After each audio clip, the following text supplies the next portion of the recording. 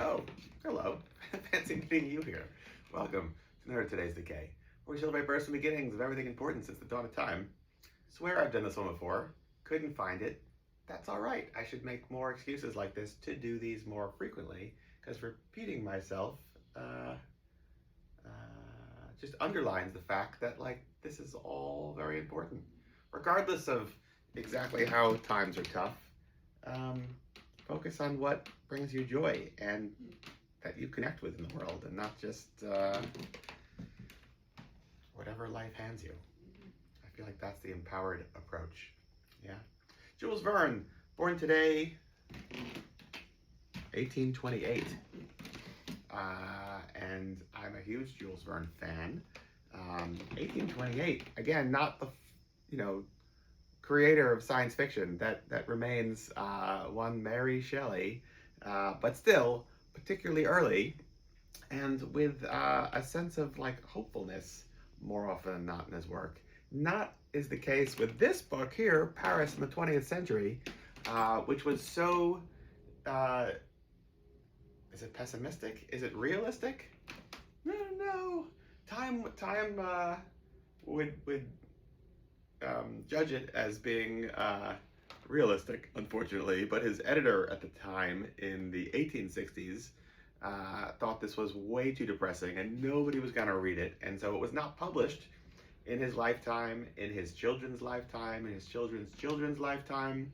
I don't know how many generations we're talking here, but it is written in the 1860s about Paris in the 1960s, and I think it was only found in like a vault or safe, whatever, it's the difference, in like the 1980s when it was then published for the first time, and it is so depressing, but like in the best way possible. I love tragedy, and this is one of those stories where a artist who goes to school to study art after attending college just wanders the streets of like a snowy Paris, and like what life is like 100 years in the future, which has like no need for artists or creativity.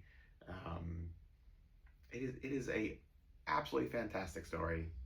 Not something that most people would know about, because like you didn't grow up with this, because it wasn't even like a known thing until relatively recently. Paris in the 20th Century. Check out this book. I believe you will love it. The Devil's Footprints phenomena occurred today in 1855. I'm going to say this is cryptozoology. That's my thought, which also maybe borders on folk horror, as a conversation I was having yesterday. Where does folk horror begin and end? I don't know. At these very footsteps, perhaps. Dr. Carl von Kozel, born today, 1877. What a day, what a day. Also known as Karl Tanzler von Kozel. I think he might have had another name or two. Here is his like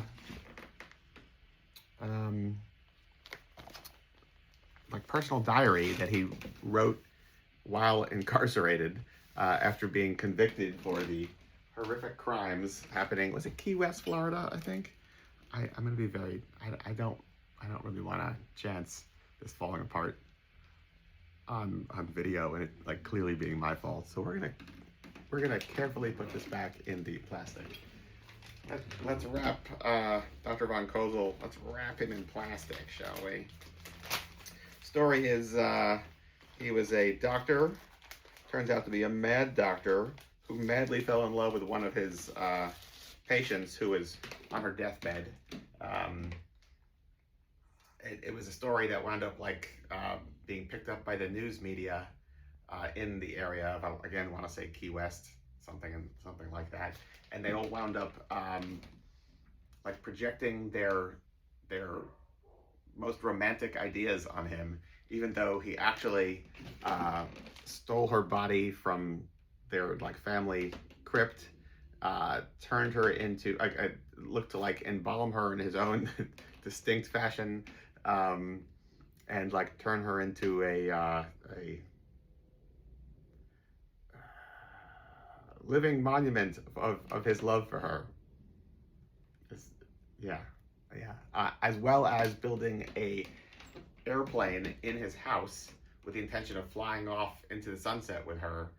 Um, you know, cuckoo. And I kind of love the idea of like a monster rally that like takes place in Florida, where like all the crazy people get to hang out together and either fight with each other or something like that. So let's say like Dr. Karl von Kozel with Edward Lee Skolnick, the guy that created the Coral Castle. Maybe you have some witchy-watchy mermaids in there. Come to think of it, all of Florida is basically just one giant collection of crazy people. So that would be quite an epic event. I don't know who's writing that. What else? King Vidor, born today, 1894. Man, oh man, I could go on all day about King Vidor. Love his work. Love his approach. Again, tragedy, as we were talking before. Features very prominently in one of my favorite movies, The Crowd, directed by King Vidor. The Big Parade, same story. I mean, different story, but same emotional heartstrings being pulled. The Champ, fantastic. Hallelujah. Whoa, what a trailblazer. Wild Oranges. Nobody talks about Wild Oranges anymore. Basically like a swamp horror story from like 24 or something like that. Really fun. Plenty more. I mean, I love. I'm not doing him justice because he has like 50 years of content. We did a stage play of him many years ago about his like being haunted by James Murray. I met James Murray's relative and like sold him some King Vidor James Murray stuff relatively recently. That was amazing. Like, what was the chances of that? I didn't even know it was him. And then like, anyway, moving right along. Bill Finger, 1914, born. Fascinating New York story here. Grew up in the Bronx. Would hang out with Bob Kane, the quote-unquote creator of Batman. In Edgar Allan Poe Park, overlooking the Edgar Allan Poe cottage in like by Fordham, and Bill Finger was basically written out of the legacy of the Batman creation.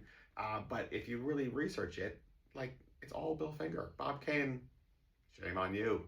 And New York City has acknowledged this, and now Bill Finger Way is just to the south of Edgar Allan Poe Park, because that's like where they basically like dreamed up together, but mostly Bill Finger. Gotta hand it to Bill Finger, Batman and that entire world. So what a cool idea that like almost like geological records, like levels of soil at different geological eras.